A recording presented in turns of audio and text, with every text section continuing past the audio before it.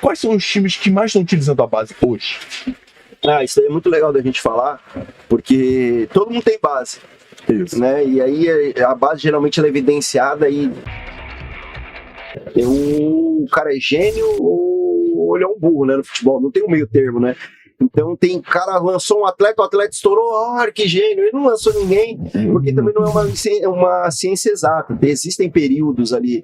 Então tem clubes que se mantiveram, existem clubes como São Paulo, como Santos, que sempre utilizaram a base, tiveram isso como característica e conseguiram utilizar, mas nos últimos anos o Flamengo tem tido muito destaque na utilização de atletas de base.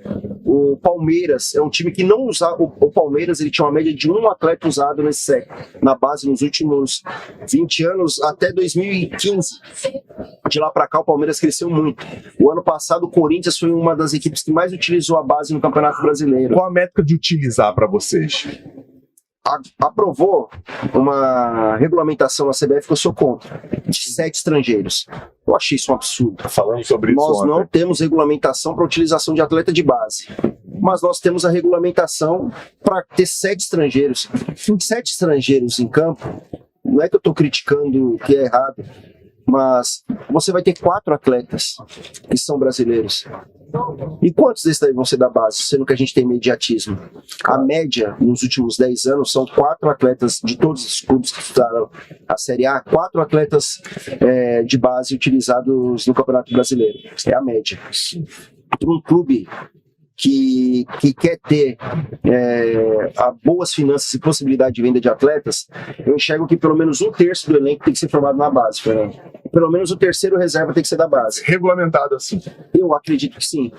A Inglaterra regulamentou. A China agora é assim. Sim, a China agora o bicho pegou lá, né? Os caras são, a gente quer atleta chinês.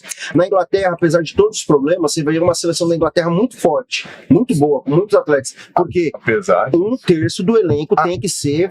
É regulamentado. Sim, 7 atletas inscritos no campeonato tem que ser da base. Da base, independentemente do país. Lá tem que ter passagem pela categoria de base. Perfeito. Pode ser. Mas isso não deveria permitir, não deveria ter regulamentação. Isso é tão básico. Deveria ser a lógica. A lógica, cara, peraí, eu contratei o Anselmo, lateral direito. Contratei o Fernando, lateral direito. Sim. O meu terceiro vai ser o menino da base. Se não for, para tudo na base, começa de novo, que tá tudo errado. Se você não conseguir formar um terceiro reserva, porque a gente só sabe se o menino é bom se der oportunidade. Se você não der minutagem pra ele, você não vai saber. Botar ele um jogo e tirar não adianta. Eu conto um caso do Alex, zagueiro que jogou no Santos, Chelsea, Milan. Alex Torre Gêmea com o André Ele Luiz. é daqui do Rio. Sim. O Alex é daqui do Rio. Maravilhoso, um ser humano acima da média. O Alex, o Leão foi montar o time de 2002 do Santos. E aí foi assistir um treino. O Leão foi assistir um treino. E o Leão já tinha decidido, falou, eu vou com esses moleques pro campeonato. Vou com essa molecada. Chegou lá o Alex foi compor, o Alex já estava dispensado, tá? O treinador do Júnior do Santos falou, obrigado.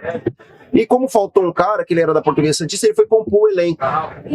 O Leão começou a assistir o treinamento. O que esse moleque aí? O Alex, zagueiro, tá dispensado. Não. Traz ele aqui, campeão brasileiro. Melhor zagueiro do campeonato. Futebol é assim.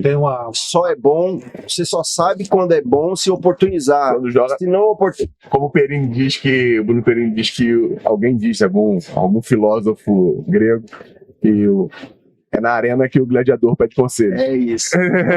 Não dá, Anselmo, não dá pro cara olhar. A gente tem que parar com isso aí no futebol, do cara olhar e falar, só de bater na bola eu já sei que o cara é bom. Não.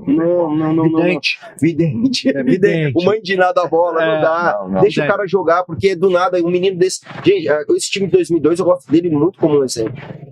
Eu gosto muito dele como exemplo. Eu ganhei um dinheiro com um jogador por causa do Santos. Santos de 2002. Que tinha o Alex, que ele falou. Sim. A Cabo Frense contratou um jogador e ele, esteticamente, não vou falar da parte técnica, não, mas esteticamente, o que me chamou a atenção, porque ele parecia o Alex. O Pirulitão. O Leandro Eusébio. Leandro Eusébio. Foi nosso atleta. Nossa, eu olhei assim no jogo, nossa, que legal. Foi Cabo Friense e Americano em Campos. Olha, você fica falando, aquele cara dali parece o Alex, fisicamente, né? Nossa, e o cabelo, outra coisa. Cabelo não, que não tem, né? Ele era.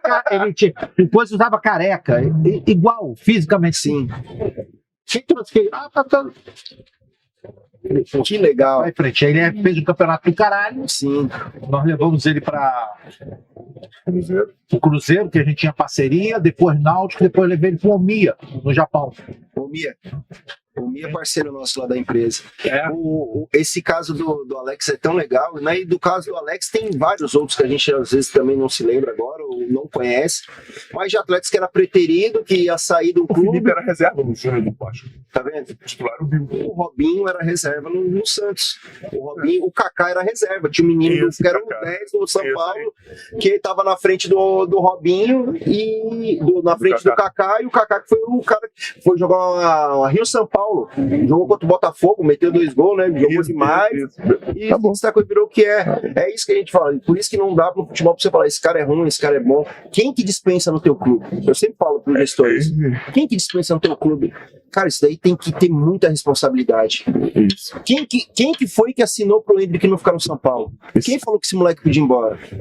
Por causa de Pode ter 2 pontos certeza. por mês. Pode ter certeza que já foram investigar Já isso. foi. 300 milhões. Já foram investigar. 300 milhões o Endrick foi vendido. É muito dinheiro. E não venderam todo, né? Não vendeu tudo. Ainda Não. tem a produtividade. 300 milhões. Né? Você sabe o que é isso, É cara? muito dinheiro. É muito dinheiro. Muito dinheiro. Entendeu? Quem que decide que o menino é bom ou não? Tava no teu valuation. Tava no valor. Pode procurar lá. Euler Victor no Instagram tá lá, tá escrito. Eu faço. É que assim, é um exercício diário, né? Que não é uma coisa que a gente, como eu falei, não é uma coisa que você define. E Entendi. também precificar uma pessoa acho que é uma coisa muito ruim, mas a gente tá falando de negócio. Não, negócio. Então, eu acredito que todo clube tinha que ter esse valuation já desde a categoria de base. Todo clube tem que ter um departamento de banco de dados onde você coloca tudo que você gastou com o teu atleta. Pra você ter um gasto real no final. Pra você olhar e falar, quanto que é o meu sub-15, quanto que eu gastei nos últimos 5 anos até ele chegar no sub-20? Eu gastei 4 milhões de reais. E se você vender um atleta, já tá pago. O Fluminense fazia isso. Eu tive uma aula com o Fernando De Simone uma vez, Cracaço. e ele fez que só que não era um valuation específico. Eles classificavam em classes A, B, C, D e E. E eles, mesmo que eu não fosse um jogador A, eles queriam ganhar qualquer tipo de valor, Sim. mesmo um jogador Série E, para ter qualquer tipo de retorno financeiro e poder custear todo o restante que estava Até mesmo mecanismo de solidariedade. É isso aí, para ser uma Faz um trabalho. uma máquina de retroalimentação. Falo Entendeu? do Marcelo Teixeira, né? Marcelo Teixeira é um cracaço, que era o Tá, gerente agora foi pro Bahia, lá né? no Bahia. Nossa, o que ele vai fazer no Bahia, esse Tá cara? no Bahia. Não, assim, O que esse cara vai fazer no Bahia não tá escrito. com essa parte da SAF agora.